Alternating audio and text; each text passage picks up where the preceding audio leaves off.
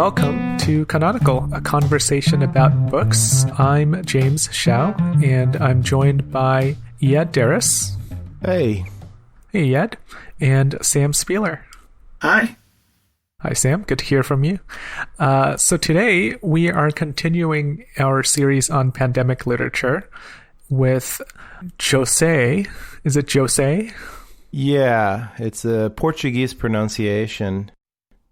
Jose Saramago. His novel Blindness, which was translated by Giovanni Pontiero. So let's start with our impressions of this novel, Blindness. Did you find it enjoyable? Yeah, for me, I really enjoyed it. It was exciting. It was interesting. The only thing I would say is that sometimes it was a bit self-consciously philosophical. Like Saramago knew that he was playing with some ideas, and it was a little bit over the top. But that's just a minor complaint. I'd agree with that. I definitely enjoyed it quite a bit. But, yeah, there were a few moments I can think of, especially toward the end. There was one particular set of sentences that felt very too on the nose. Like he was over-explaining his philosophy. He does this thing sometimes where he doesn't really play the fool, but he kind of derides it. You know, he's got this almost self-effacing sense of humor, I guess. And I think that points to the philosophical nature sometimes, because he'll verge on explaining some kind of philosophical idea, but then he kind of dumbs it down a little bit. I don't know if you guys notice the same. But, you know, it's sometimes where he says something and then he'll say something like, almost in a childlike manner, you know, where he uses really simple vocabulary. And it's something like, this is the case, but sometimes it's not the case. We don't know. You know, that kind of attitude. Yeah. I did enjoy the narration because the narrator is a little bit opinionated. It's not just kind of an omniscient narrator who's just kind of separate from events, but he has an opinion on what's going on. The line I was thinking of specifically is, I think the doctor's wife says it, that I don't think we did go blind. I think we are blind. Blind but seeing. Blind people who can see but do not see. It was like a wrapping up of the entire book, trying to get the reader to pay attention. Like, see, this is the point. Don't you get it? Yeah. Yeah, that can probably go unsaid. You might say he's earned the right to have that kind of sentence because it comes at the end. Or I remember it's like not at the beginning. It's middle end-ish. But at the same time, maybe you can never earn that sentence, you know? Well, I just thought it was unnecessary. It did feel like a complete summary of the entire book. I also enjoyed it, obviously.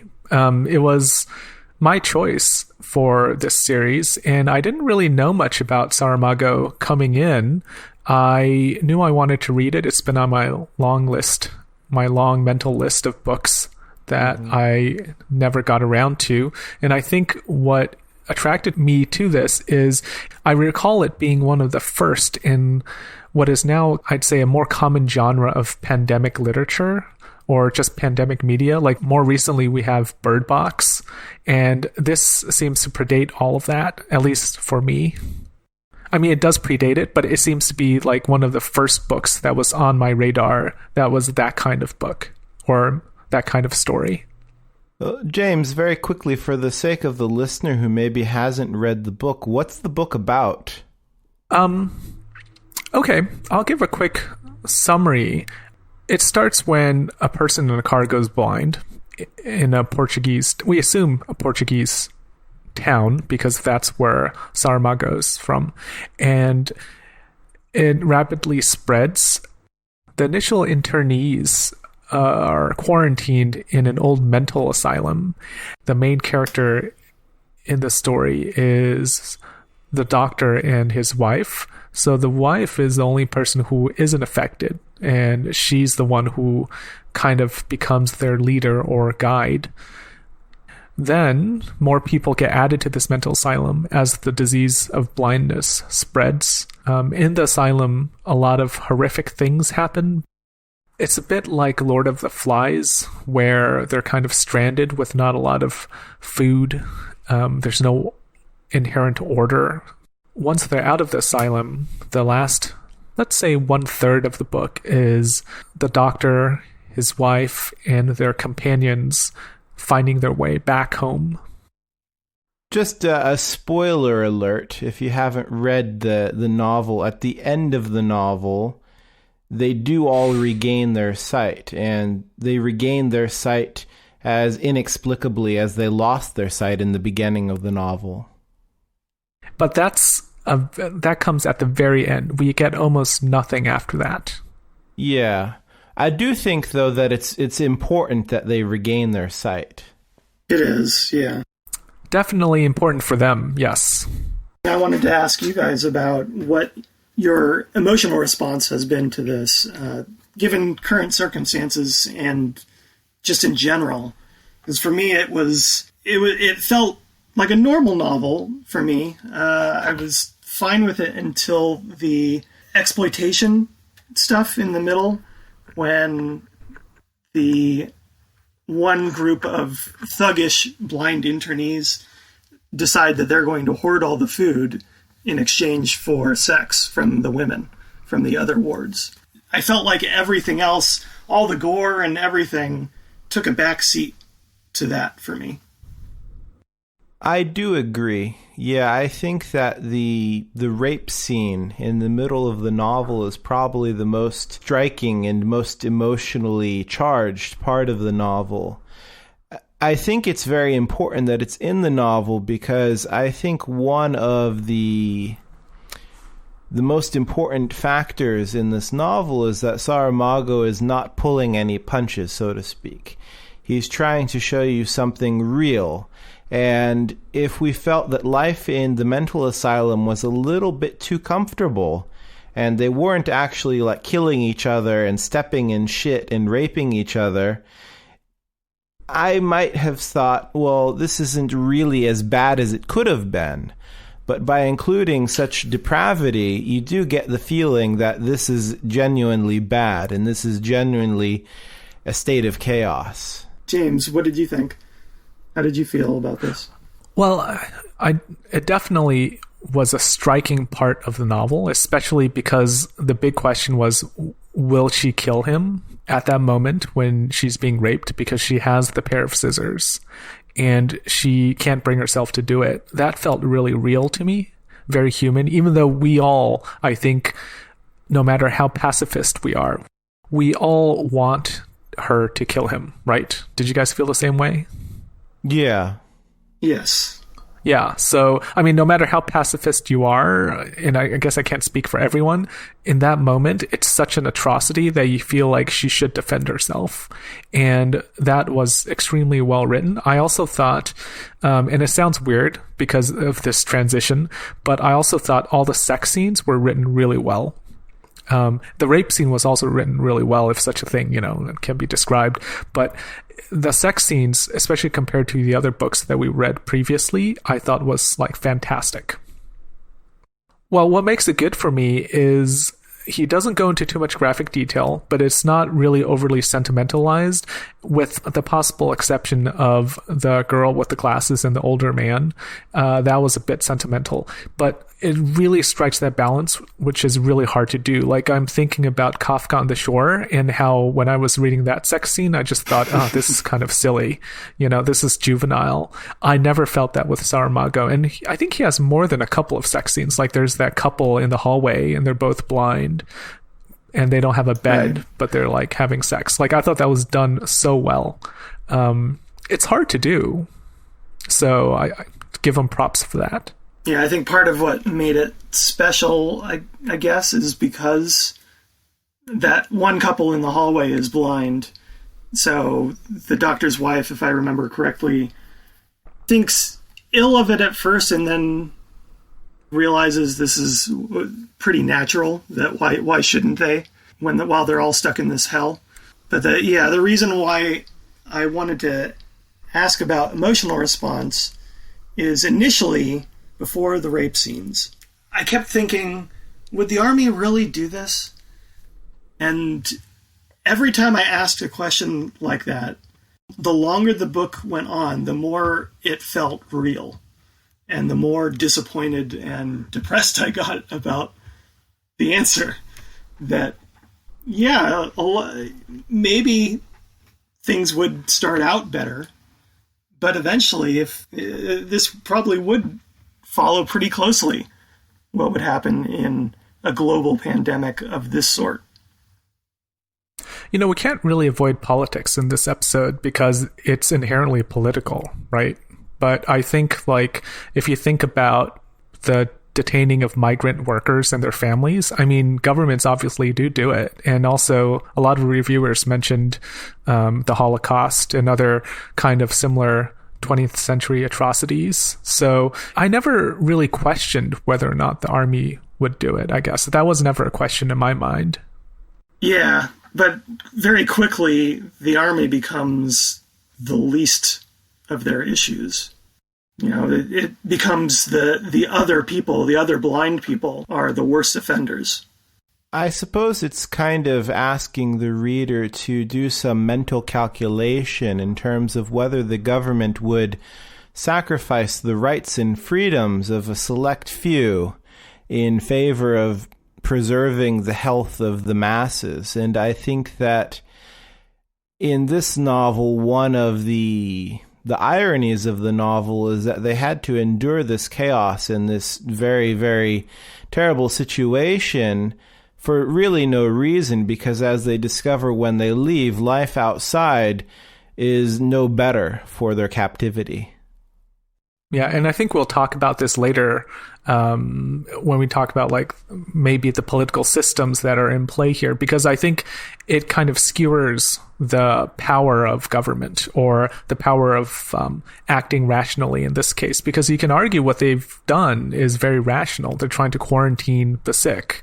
It's an entirely commonplace, and it's what we've been asked to do in the middle of this pandemic, right? We're asked to shelter in place, especially if we are positive for COVID. For me, what resonated with me reading this at this time was how we are in this very odd, surreal situation. That is, we are in this pandemic. And when I was reading it, it really spoke to me how quickly the people in the book adjusted to it. The doctor seemed to adjust immediately to the fact that, you know, he's blind and that other people are blind. The doctor's wife especially adjusted very quickly, and people just started figuring out how to deal with this situation. In our current situation of COVID-19, you know, if you told me this was going to happen a year ago, I would think, well, I mean, people are going to really struggle with it. And people have, but not to the degree that I really expected. So I thought that part really mirrored my experience, was how quickly people just kind of adjusted to their life in the pandemic. I'm not sure if I can agree with you, just because we do see people in the novel behaving in ways that we might say are dysfunctional. For example, the residents of Ward 3 who rape the women and hoard the food, or the car thief who steals the first blind man's car and then later gropes the woman with the dark glasses. They seem to take advantage of the situation for their own personal gain, and it doesn't seem to be very functional or pro-social behavior. Well, I'm not saying they're acting pro-socially. I'm saying they adjusted to their situation very quickly. So the thugs in the asylum, you know, they seized on this opportunity immediately. It's not like they're spending 1 or 2 weeks thinking, oh man, I'm blind. What am I going to do? You know, it's like immediately they act the way they would normally act, I assume. Like that they are predisposed to this kind of action. Even the car thief, how the narrator describes his actions, it's described as this is what he would do anyway when presented with this situation. He's not doing it because he's blind. He's doing it because this is him. So it's almost as if they immediately adjusted to this fact of blindness or this pandemic, and their own personal attributes just kind of come through. It's the blindness doesn't really define them. It just kind of reveals who they are. And I feel similarly about the pandemic we're in. You know, you hear about people who are having trouble adjusting, but at the same time, I think a lot of people just kind of understand that, oh, we are in this weird new normal and we're just dealing with it the best we can. You know, I expected, I guess, a lot more hand wringing and hair pulling. I think on the whole, people kind of understand it. It took a while for people to act, but I think once they understood the gravity of the situation, they're more or less in agreement with what's going on. There are some protesters, but these are people who would protest or be anti-vax no matter what. Like, they're just being themselves. They're not being defined by the pandemic. They are being themselves during the pandemic. Yeah, and to your point about the illness revealing qualities that were already there, and the thief, just stealing a car because the opportunity arose. We're seeing that here today. There's been a large spate of theft, burglaries, things like that up here in Portland. Car racing, illegal drag races in the streets because the streets are nearly empty. So people are doing whatever they want to because they think they can get away with it. One thing I want to ask you guys about is the proverbs or the cliches in this novel. Throughout the novel, the narrator kind of remarks on the cliches or proverbs that the characters are saying to each other. Why do you think this is so prevalent? I think there's a blindness in that. I don't know if that is the point, but the idea of quoting some important sounding thing simply because many others have done so before, that is what I got, or that's part of what I got from it, that there's this blindness in just accepting something as a resonant truth, that it has value in it just because it's a common saying, rather than it being something that needs to be examined more closely before being followed, if you'll excuse the term, blindly, not just for actual worth, but for relevance to the current predicament. A proverb for proverb's sake doesn't really hold a whole lot of value, much like offering thoughts and prayers as a solution to a problem. I think it gets highlighted at the end when they're back out in the town and the doctor's wife slips up multiple times and says things like, I can see that, or I can't see, or something like that, because she can see. And everyone else assumes that she's blind, but she just had a slip of the tongue. So he highlights that fact multiple times, I think. And for me, it just goes toward the stickiness of language, how we are so used to saying or conveying our thoughts in such a manner, even when that method of conveying our thoughts no longer apply. And people are willing to just go with it. It's kind of an attachment to the world pre-pandemic. So that's how I read it. Yeah, I'm kind of similar to you. I think it does represent sort of an attachment to things that don't really apply to the current situation. For me, it's more an attachment to ways of thinking rather than ways of speaking, just because a lot of the time the thing that they're talking about is these kind of proverbs or kind of sayings related to blindness, like an eye for an eye, or what is it? In the land of the blind, the one-eyed man is the king. Like, the characters in the novel keep saying things like this to each other. It seems like they keep looking for insight into the situation that they find themselves in, but they're looking for insight into their situation just by referring to these kind of set phrases that are perhaps too far removed or more far removed from their real situation than they realize.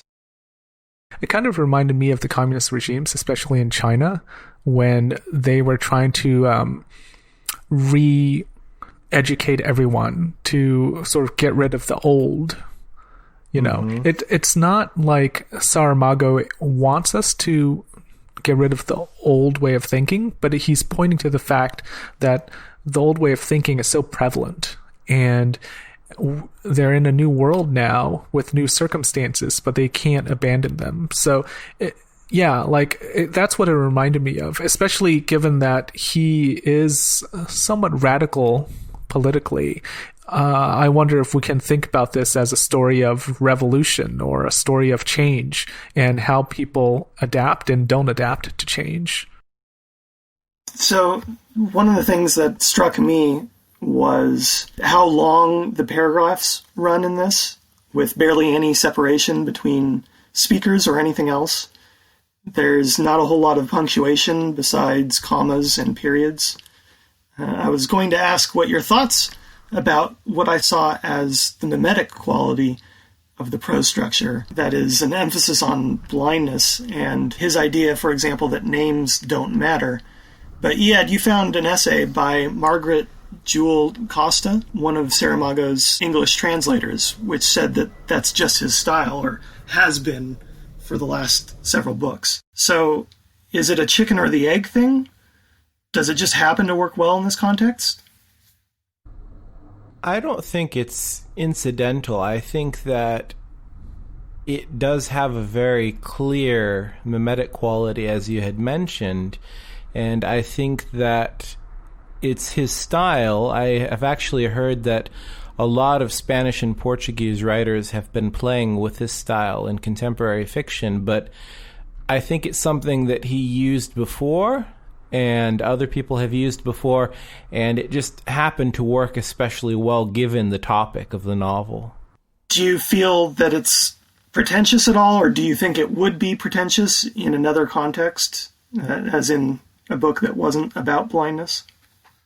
I don't think so. I think that it doesn't signify anything that I would think when I'm thinking of pretentiousness. It doesn't signify erudition or cleverness or anything like that. It's just a way of writing which is atypical. It's not using dialogue markers or paragraphing in the way that other writers typically do it, but it doesn't point to Saramago being smarter or more inventive or anything than any other writer.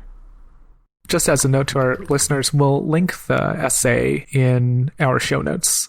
But yeah, I agree with you, Iad. I didn't find it pretentious. I don't think there's anything inherently pretentious about this method of writing. I think that it can be problematic in that it can be confusing at times, but Saramago obviously is a master of writing in this way, and I didn't really find it confusing. There was only one time that I was actually confused, and I don't know if you guys felt the same. It was when they were deciding whether or not to go confront the rapists, and the woman that the doctor's wife rescued, she said something like, "Wherever you will go, I will follow." I was actually confused about whether or not, like, the doctor's wife was having an internal monologue or if she was actually speaking out loud, like, "What will you do? Will you follow me or not?" That kind of thing. So that was the only part of the book that I thought I needed to have quotation marks. Besides that, I didn't find it confusing, really. Sam, in the essay by Costa that I shared, she remarks that Saramago considers this a part of his style because it more closely resembles the rhythms of speech. And I'm just wondering if you found that was true for you when you were reading. Did it have that kind of rhythm or cadence? No, not really. I mean, I didn't have a problem with it. I thought it was very interesting, but I was more interested in the mimetic quality of, being blind and not being able to tell speakers apart, rather than speech patterns themselves. While I wasn't super confused by who was speaking, it did feel like it didn't often matter who was speaking. There were times when there were dialogue tags of a sort, and that cleared things up in instances where it was necessary to have very clear markers. But in general, it didn't feel like a speech issue to me. It was more just, here's a bunch of noise by different people. Right. Well, what you're talking about now is the absence of the dialogue markers, but what about the punctuation, where you have long paragraphs and only commas and periods? You don't really have other punctuation. Does that influence the way you read it or understand it? A little. I can think of one instance in particular, the section where they're talking about the paintings. The group in Ward 1 is talking about what the last thing they saw was right before they went blind. And one of the men was in an art museum, and he's describing this painting he saw. And it's not all him talking, it's him with interjections from the other people around him. And it wasn't unclear, because you could tell the person who's speaking with authority about what he saw versus the interjections from the people around him. And there are very few periods. It's all commas for the most part. But it didn't hurt my understanding of the text at all. It was just interesting. I know that's a terrible, bland word to use, but it didn't strike me as more natural or less natural. Just as James pointed out, it's a different way of writing. Costa wrote in her essay that Saramago writes his work with intention that it be read out loud. And I didn't know that. And so I kind of wish that I had read more sections of it out loud just to see what it sounded like, because she, in her essay, she's talking about the unique challenge of translating someone like Saramago, where in English, she's trying to echo that kind of sentiment and also write in such a manner where it's supposed to be read out loud. So, yeah, I wish I'd known that beforehand, because then I would have read more sections of it out loud rather than just going through and picking out certain parts of it. So what's funny about that to me is that I switched back and forth while reading between an audiobook version and the text copy. And I started with the audiobook. So I didn't actually notice the different punctuation and prose style until switching over, I don't know, a few sections in. And it threw me for a second, and then I just got used to it. But it came across so well when it was read aloud in the audiobook that it never fazed me until seeing it typed out. The effect it has for me is it makes, because all of the dialogue in a conversation is in a paragraph, it creates this kind of immersion that I think is really interesting. Because with quotation marks, it kind of sets apart the dialogue, and it kind of takes you out in a way. It very physically demarcates the fact that someone is talking. But when it's in a paragraph, it's quite interesting. It just feels like you're just kind of underwater in the dialogue. So that's interesting to me. Yeah, I agree. I did kind of have that same sensation of being underwater and kind of having to swim through the text, as it were, to kind of figure out where I was going and move in the direction that I needed to go in. Okay, well, let's pause our discussion here. After the break, we'll take a deeper look at some critical approaches toward understanding blindness.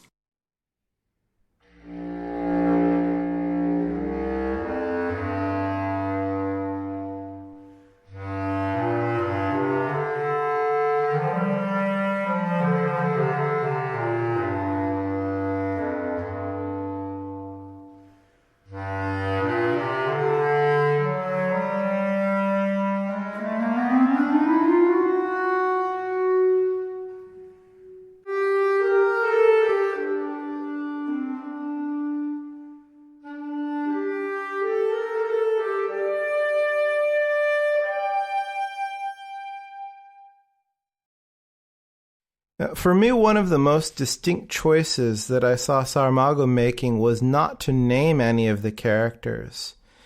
We mentioned earlier that there's a doctor and a doctor's wife and a girl with dark glasses. Most commentators seem to think that this makes the characters more of archetypes and the novel more of an allegory. Reading the characters as archetypes supports a categorization of the novel that I read. It was made by a German critic, Werner von Koppenfels. In his article, and I'll link to the article in the show notes, he compares blindness to other blindness narratives. For example, H.G. Wells' Country of the Blind and also John Wyndham's Day of the Triffids. He says that these texts can be thought of as Manipian satire. Manipian satire is a type of satire where the characters represent types of thinking in order to satirize things like pretentiousness or cowardice. If you agree with him that blindness fits into that genre, what mental types do you think apply to the novel's characters? I do remember thinking about the woman with dark glasses as possibly the hooker with a heart of gold, and the main character, the doctor's wife, as this embodiment of goodness most of the time. But I didn't really go too much beyond that. I didn't think about most of the other characters as representative of something, even though I think you're right. I think they probably do. Well, Sam, if you didn't think of it that way, what was your response to the characters being unnamed? Why do you think Saramago didn't give them a name? I do think that you're right. I think there is a sort of this Manipian satire at play. Early on, he makes the point that blind people don't need names, that a society that's all blind, there's no need for names. I don't think that's true, and I don't think he was saying that that was true, but I was hung up on that for a while, especially since there are names, de facto names. They're not Hansel and Gretel or anything like that, but we do have the doctor's wife, we do have the doctor, we do have the woman with the dark glasses, we do have the first blind man, and so on. They're kind of labels. Yeah. They're labels, but de facto descriptors. Well, I think for me at least, the most significant kind of archetypes that I would like to address are the doctor's wife, because I really think she is the most important character in the novel. To me, I think that she was meant to represent the goodness present in human nature or human compassion. And I think it's significant for an atheist like Saramago that she was decidedly good, but not religious. In fact, there was a time when she said something like, "Oh my God," and then she corrected herself for like having false metaphysics or something. So I think that that was very, very much a significant thing for Saramago, that she was a good person without being a religious person. When she kills the leader of the rapists, even though that's a justifiable murder, and as you pointed out before, all of us were hoping that that was going to happen, is that then saying that some murders are justified and that even for the best people in society, there's a breaking point? My intuition is no. I think that for me, my intuition with her murdering him, it's not that she murdered him to save herself, but actually to save other people. Like, I really see her as a very nurturing caretaker, and I think that the reason why she did that is specifically because the woman died after the first rape, and that kind of pushed her over the edge. But to me, she was a very self-sacrificing person, and I think that's what mattered to her more than anything else. I agree. I had the same reading. I'm wondering if you guys found the characters flat in any way, because we're talking about them as possible caricatures or stereotypes. Especially what stuck out to me was the girl with the dark glasses, the hooker with a heart of gold. It's not the heart of gold that kind of bothers me. It's the fact that she was written in a way that isn't really new. Like, he spends about a half a page to a page at the beginning when introducing her, talking about why she does what she does and how it's actually totally normal. She's doing it for her own enjoyment. It seems like the kind of disclaimer that any author has to include whenever they have a character who's a prostitute. And that, when I was reading that, I thought, oh man, this is pretty cliche. And then she becomes this kind of nurturing mother figure to the boy, and I thought, oh, well, that's pretty cliche too. And then ultimately, spoiler alert, she declares her love to this old man. And I just thought, like, that whole storyline, I just thought, man, I actually am not on board with this. I thought it was totally a waste of space, and I'm not interested in the whole love affair. Or, I mean, she just seems to be used as a character. She's used to show us youth or vitality or sexuality, right? Like, her boobs are the ones that get grabbed. She, at the end, finally gets to see the old man that she declared her love to, and she says, no, I mean, I still am committed to this. Like, it's all very cliche to me. And she seemed very flat as a character because of that. In that particular instance, Sarmago is definitely using a stock character that we've seen in lots of works of fiction. I think it's more important what she's meant to represent is a kind of hidden virtue, or the virtue of people that you wouldn't expect to have it. And I think that the difficulty that Saramago wasn't able to overcome was how he can represent that particular type of mental attitude in a character without relying on the stock character type. Did you find it problematic, either of you find it problematic that she had that affair with the doctor? I think it wasn't problematic. I think that was inserted into the novel to reinforce the compassionate archetype of the doctor's wife, because the doctor's wife sees it but doesn't hold it against him.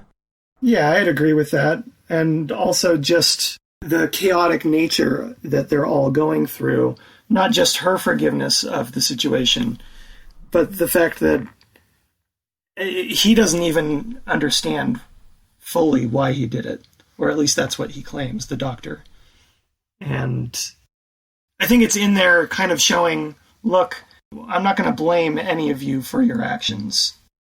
For me, I think it's quite significant that when the men in Ward 3 demand the women and they want to rape the women, they have this kind of discussion, a group discussion about how to deal with it, and the men object to it, and the men are very offended by the request, and they kind of get up in arms about it, but ultimately their kind of process of deliberation is useless. And later on, when they talk about how to collect the food from Ward 3, they're also very deliberative about it and how they should organize themselves and do things.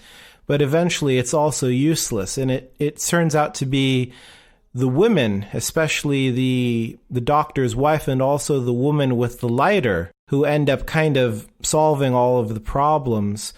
What do you think Saramago is going for there, with the rational men kind of not getting anything done and the more nurturing or compassionate women actually solving problems? I think you might have answered it right there. Do you think that this is kind of an attack on rationalism or an attack on deliberation? I think it's an attack maybe on status quo, on violent men not getting anywhere. The deliberation is one thing, but I actually remember them starting to deliberate toward what matter would it be if we just have the women give themselves to these men. It wasn't just deliberation, it was they too easily gave up. They too easily just thought of themselves and decided, well, it's not that big a deal, right? They kind of reasoned their way into supporting it, right? I think that's what you're saying, Sam, is like, and then one of the women said something like, well, what if instead they wanted to rape men? And suddenly there's like this uncomfortable silence because I think they find it hard to reason themselves into that position of being the rape victim, but they can reason themselves into consenting or assenting to their fellow internees being raped. Didn't they also, even though there was that uncomfortable silence after that question was raised, didn't they also say, well, yes, of course we would if we had to? Right, yeah. But we don't have to, so, which is also bullshit. For me, it kind of speaks to the limits of rationalism when confronting something horrific or something that really is affecting people on an emotional level. I don't know if rationalism can actually solve the problem. It goes to these two quotes on rationality that Sarmago said when he's talking about the book. The first quote is, he says, "This blindness isn't a real blindness, it's a blindness of rationality. We are rational beings, but we don't behave rationally. If we did, there'd be no starvation in the world." And then the second quote is, he says, "With this book, I intend to question myself and my readers about our rationality, if we are, in effect, rational." So it seems to me like he's pointing at how we perceive ourselves to be rational, but actually, rationality isn't all that helpful. I think that there are two things going on here, and they're distinct problems. The first problem is whether or not we are as rational as we believe we are. And then the second problem is, are we correct in thinking that rationality can actually solve problems? And I'm not sure which of these problems Saramago really addresses in this novel. Perhaps both of them. For me, I guess it's the inequality in our world. If we are truly rational, then we wouldn't be living in a country that tosses away food while some people in the country are starving. Rationally, it doesn't make sense, but we construct a system where this is what happens. But we, I think, consider ourselves to be rational, and we reason ourselves into this kind of system where something like this happens. So if you kind of take a different kind of point of view, like a bird's eye view of the situation, you might say, well, this doesn't make any sense. But when you try to figure out, well, why does this happen? You get all these logical reasons why it happens and all these justifications. So to me, that's kind of what he's trying to create with this system in play in the book. He has people reason themselves into these certain decisions when, in fact, if you look at it from a bird's eye view, it doesn't make any sense. Like, one is how everyone wants to return home. It makes sense that they want to return home, and then they sort of step by step agreed that, you know, the doctor's wife will take everyone home. But at the same time, if you look at it from a bird's eye view, it's like, well, I don't know if that's totally necessary. Or how these the gangsters or thugs in the prison kind of decide to rape everyone. Yeah, I mean, they probably reason themselves into that position, but if you look at it as an outsider, you might say, well, this is not pro-social. It doesn't make any sense for them to do this, especially because the food is going to waste. I think it depends on your view of rationality. I think that Saramago is expressing his own politics when he says that, you know, it's irrational for people in the world to go hungry. And I agree, because it's true that we have such resources that we have more than enough for everyone to eat. But another version of rationality is that we feel insecure and we feel mistrustful of other people to give us what we need when we need it. So we prefer to use our own personal resources, namely capital, to secure things like food and shelter in advance of when we need them. And I think that it's true that that ends up creating an inequality in the world. But to say that that's irrational, I think misunderstands what rationality is. So if this is a criticism of rationality, though, the other side of that coin, as I see it, would be compassion, right? So is this a condemnation of rationality in exchange for more compassion? I would say so. I think that that's the dichotomy that I was pointing to earlier, with the doctor and the men and the doctor's wife. That he's useless, but she rises above and she's the only thing that saves all of them. I mean, the fact that he's useless is especially underscored by the fact that he's an ophthalmologist in a land of the blind. That was really, really pointed on Saramago's part. And it was handled really well, because it could come off as being heavy-handed, but it was not heavy-handed. It was a skillful way of introducing all of the characters and showing how they infected each other. Well, let's zoom out a bit and talk about sort of the political system at play here. In the mental ward where the blind are quarantined, Saramago kind of creates this empty space, this void, that's similar to this state of nature that's present in some like philosophical thought experiments. It's not exactly the state of nature because these people come in from society, so they do have their preconceptions and their ideas, and we talked about the stickiness of pre-pandemic life for them. But he creates this kind of philosophical experiment in a way where the quarantined have to create a functional society from anarchy, and simultaneously these people are subjected to an unfeeling kind of bureaucratic authoritarian government that imprisons them and threatens them from the outside. Do you think there's enough evidence here to say whether or not Saramago is arguing for any kind of political system, or is it just a criticism of these kind of systems that are already present? And then similarly, can we make an argument for his view of human nature in any direction? I think that Saramago has a mixed view of human nature. I think that he does believe that there is some inherent goodness in human beings, but also some inherent badness in human beings.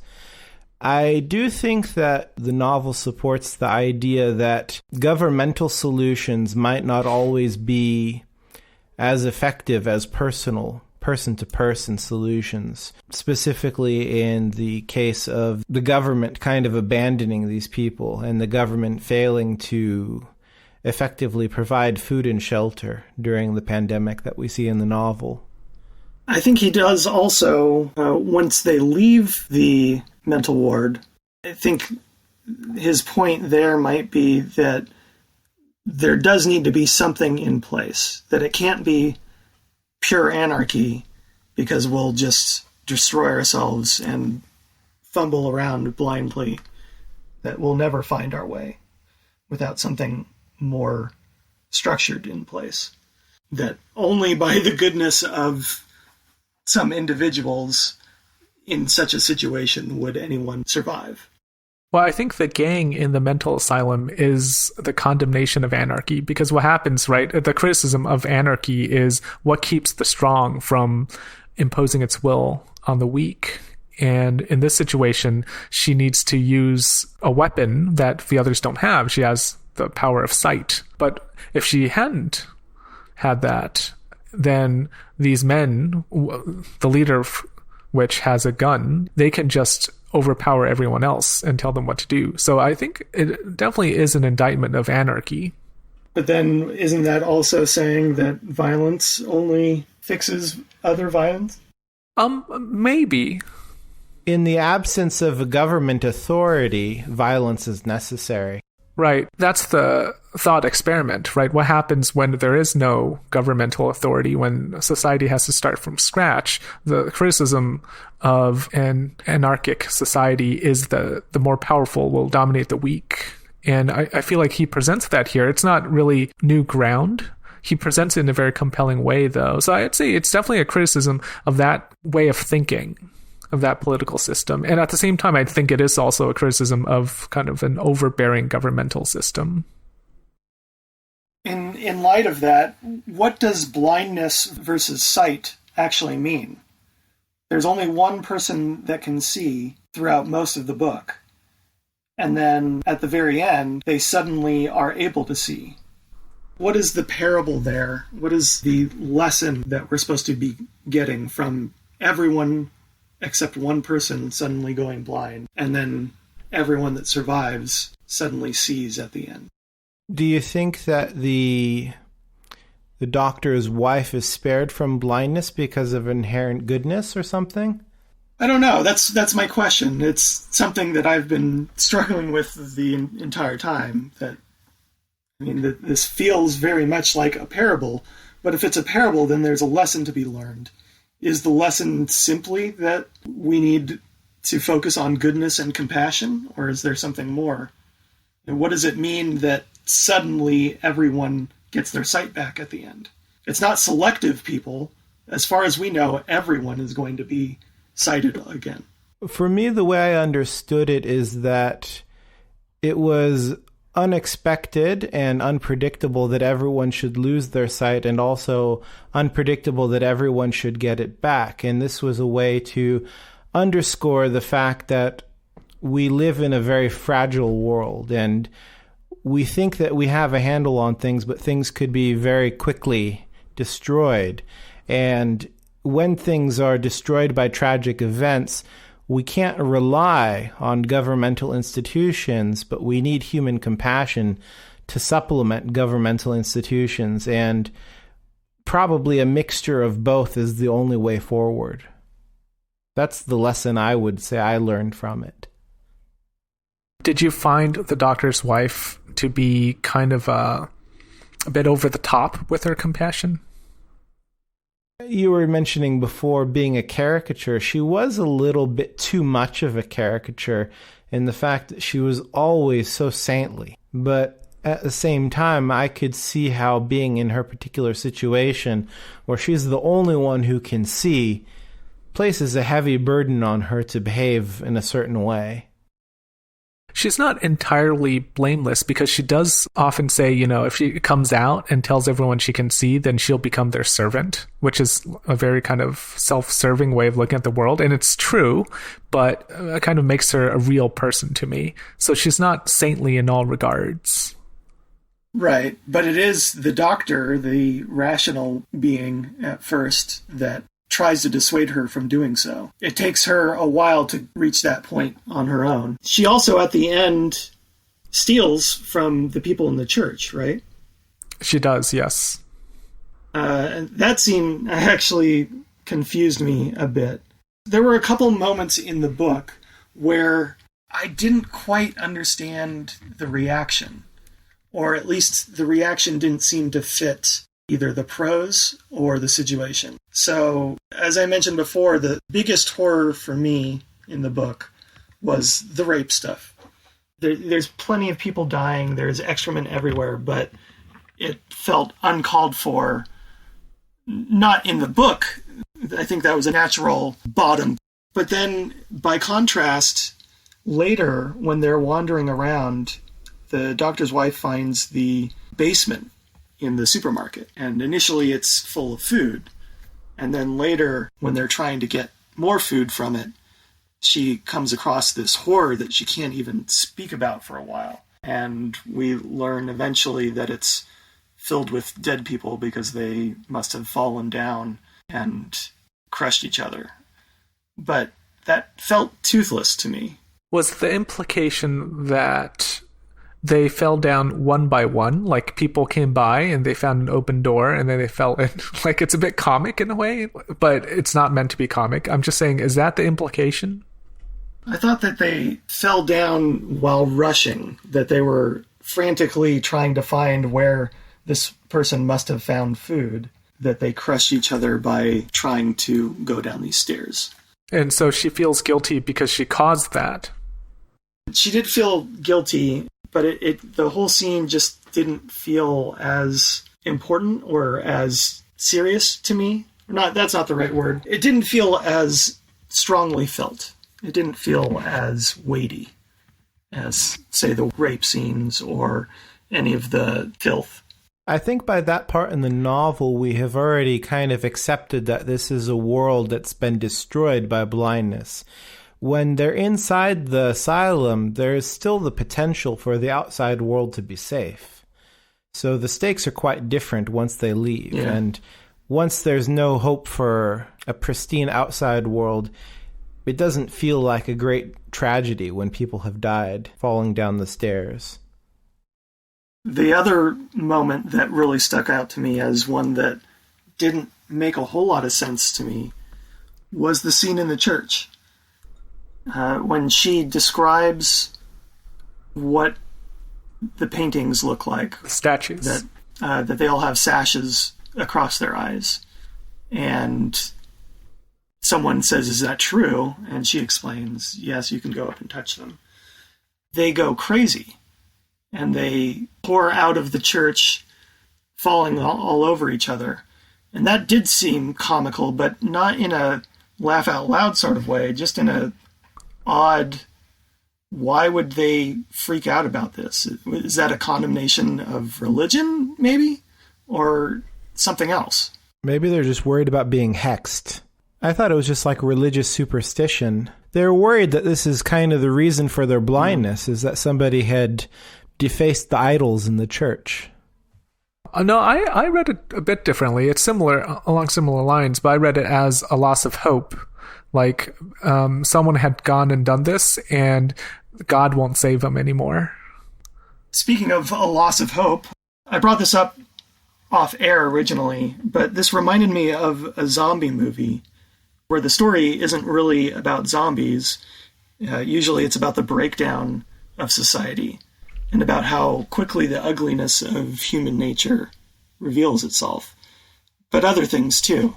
The horror genre as we know it today was largely born out of the romanticists like Edgar Allan Poe and Mary Shelley.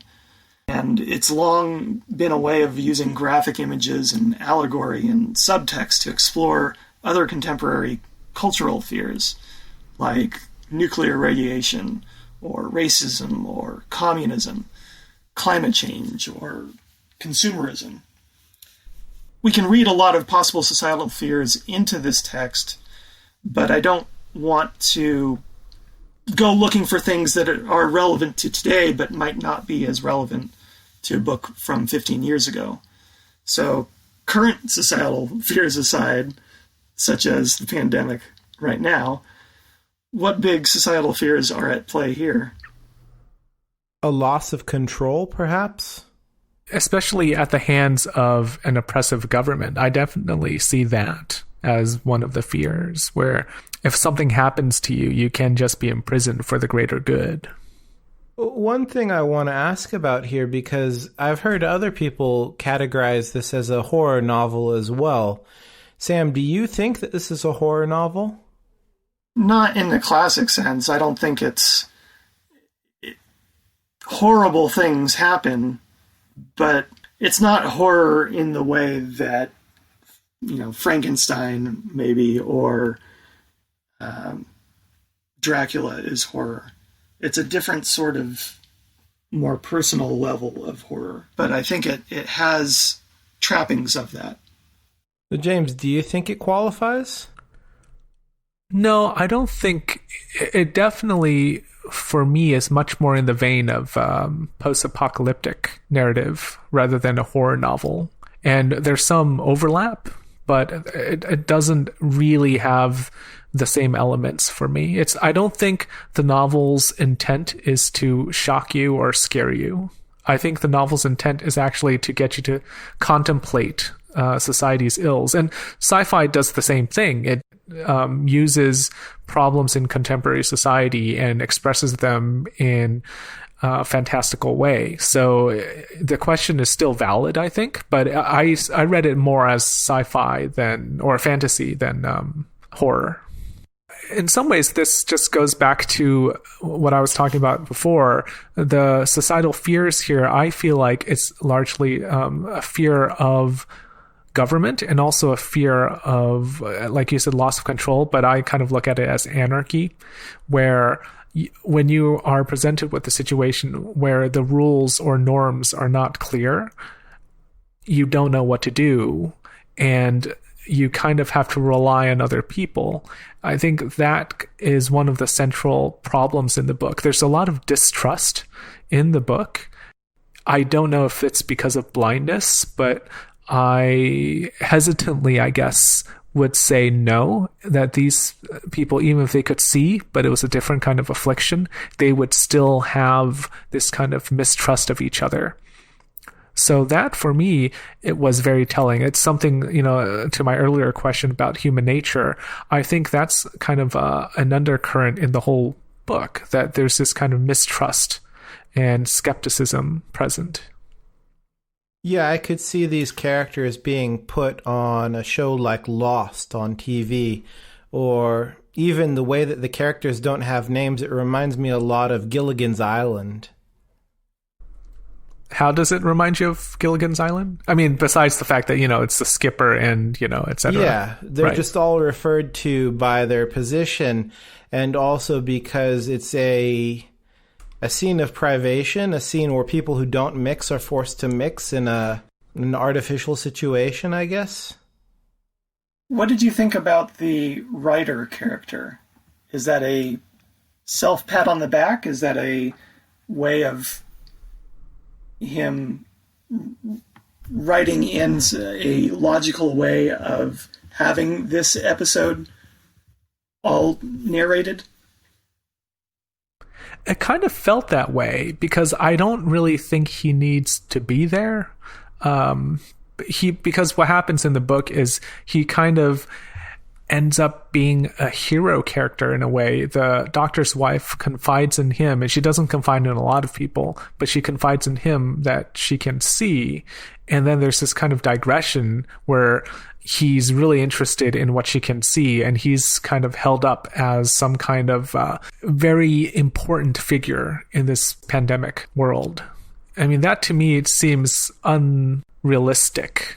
I mean, you can contrast him previously. The only other person with the power of recording language was the accountant in the asylum, who was previously blind and was able to use a braille punch to actually write things down, and he was a villain.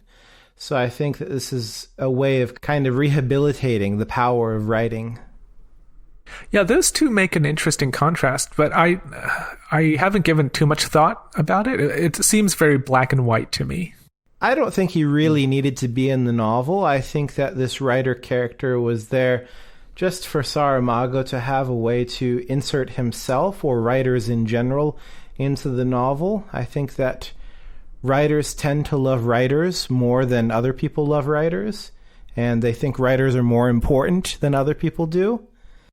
This is no attack on writers in general, but it's just an asymmetry in the importance that they have in our society. Sam, what kind of societal fears did you identify being present in this novel? I think human nature was one of the biggest. If we do without rules, or if rules are taken from us, even when it's a very simple thing that gets taken away from us. Not that sight is simple, but it's a singular thing. Nothing else has changed. Just suddenly everyone can't see, and the world collapses. That's a very serious thing to lose, but it's very quick how far they fall into utter chaos and manipulation. I think that was the biggest one I saw, but I definitely can see the condemnation of government and the uselessness of a government that doesn't really act for everyone, but only for some. We seem to hearken back every once in a while to New York 2140. And I'm going to do it here again, because for a book that, I don't think we all enjoyed that much, it seems to just keep on popping up, at least for me anyway, where like in that book, it's a full-throated endorsement of communal living. And in this, we kind of see the beginnings of kind of a communal lifestyle, but it's kind of a condemnation of it in a way, because the doctor's wife has to take care of everyone. It's a bit unfair, because the other people, even if they're not totally useless, there are bands of people kind of managing to find food in her group because she can see everyone relies on her. So I kind of feel like it's an interesting contrast where you feel like he's setting up this kind of communal system, but in fact it's not. It's actually in a way a condemnation of it, because the person with the most ability in that communal system gets exploited. Is there a message that we can't rely just on compassion? Because compassion will eventually break down if we let that be our only guide. I definitely see that dichotomy between compassion and rationalism, but I didn't really think about that so much. So, yeah, do you want to speak about that? I don't know if the novel really has much to say about communal living. Well, I mean, is it an indictment of compassion? It's not an indictment of compassion. I think that we have kind of two ways of dealing with problems, and I think that the novel is just saying that both are necessary. The doctor's wife is a symbol of compassion in my reading, yet at the same time, when they've left the mental asylum and they're walking on the streets, she's out there looking for people who are talking about organizing. So I think that both are necessary, and I think that, if anything, Saramago is pointing to the necessity of both and how they complement each other. He talks about life being organization and that death is chaos. So I thought that was kind of an interesting point that he makes a couple different times. He doesn't focus too much on it, but just touches on this idea that death is the absence of organization. All right, let's stop here then. When we come back, we'll talk about Saramago's legacy and the legacy of this book, Blindness.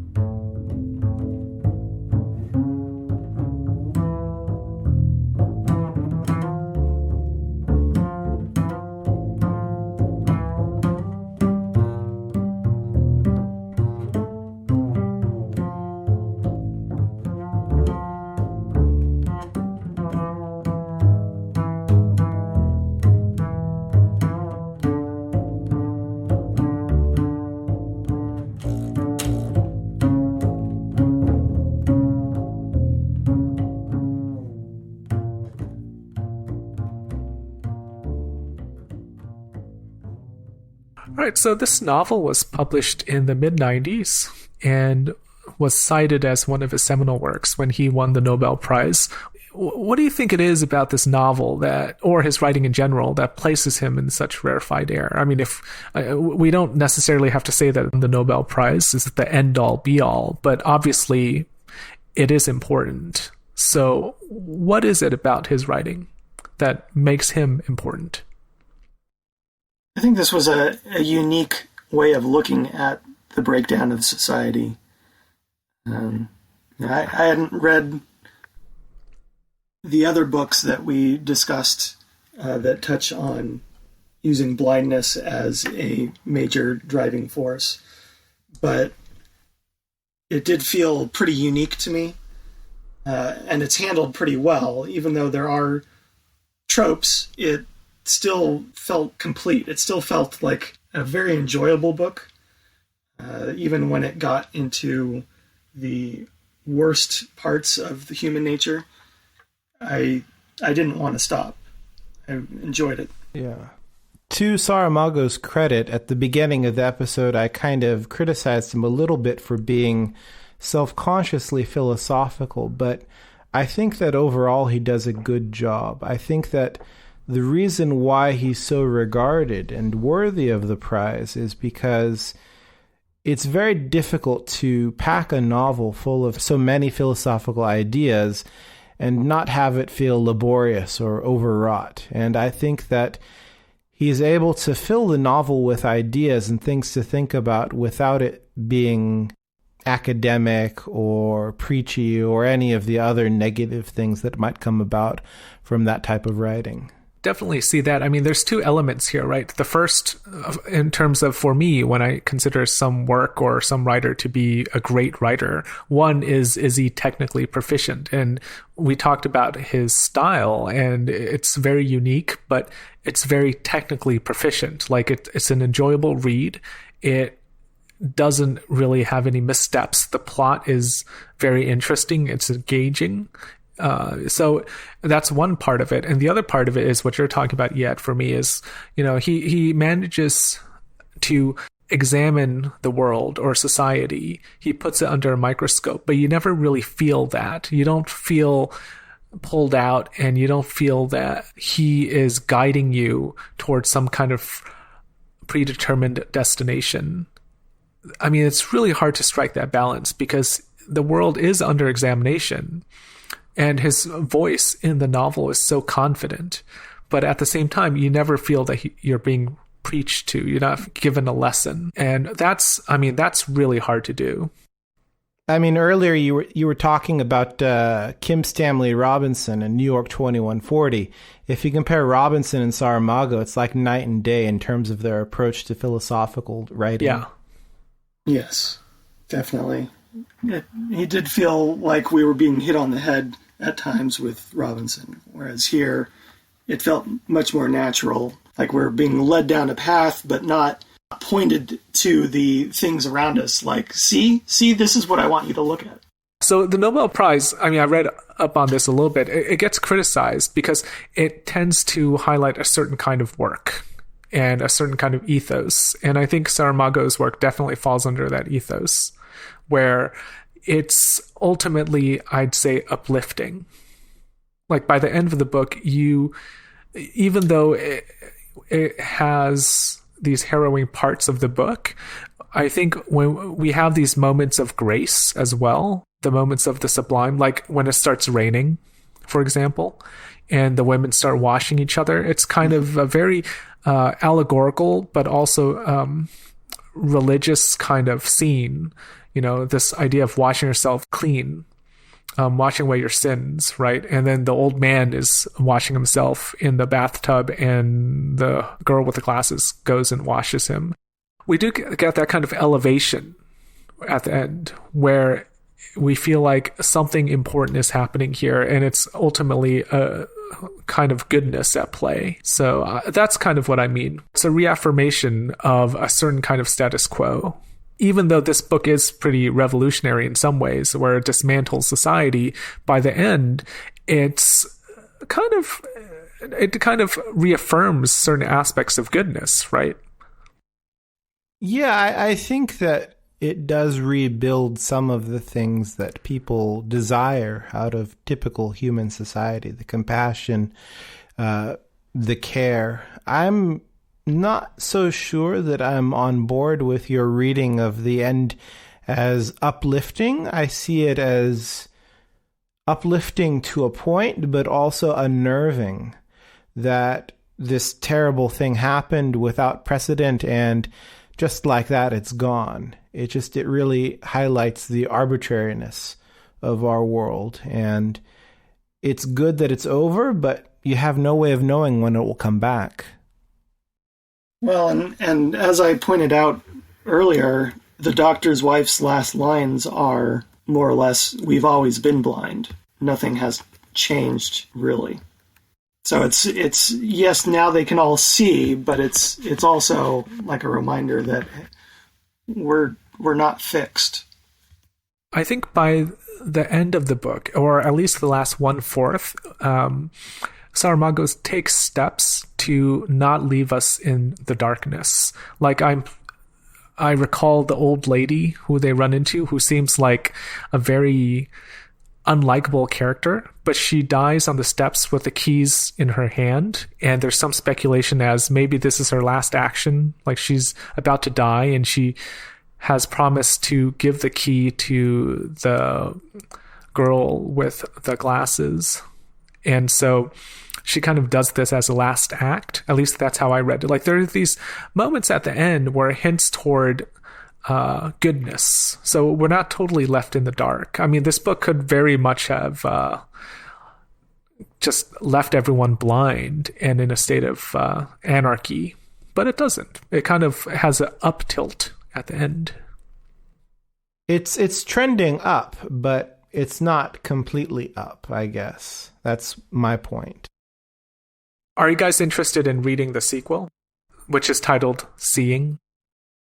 I would be willing to read more. I would read it. I'm not sure how I feel about him writing a sequel, because this book, it's definitely a standalone. I don't think I want more from this world. I didn't read too much about it, but it did sound like it was fairly political. So it's the same world, but that goes in a little bit of a different tack. I would read it just because I enjoyed his work and I would be willing to read more, but I don't feel especially attracted to reading the sequel. I'd rather read some of the other novels unrelated to this one.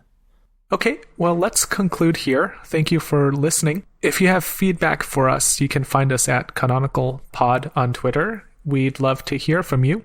And we'll be back in 2 weeks with a discussion on Station 11 by Emily St. John Mandel. If you're interested in following our discussion, please go ahead and find a copy of that book. If you want to support us, you can use our affiliate link below. So till next time, happy reading, and we'll talk to you soon.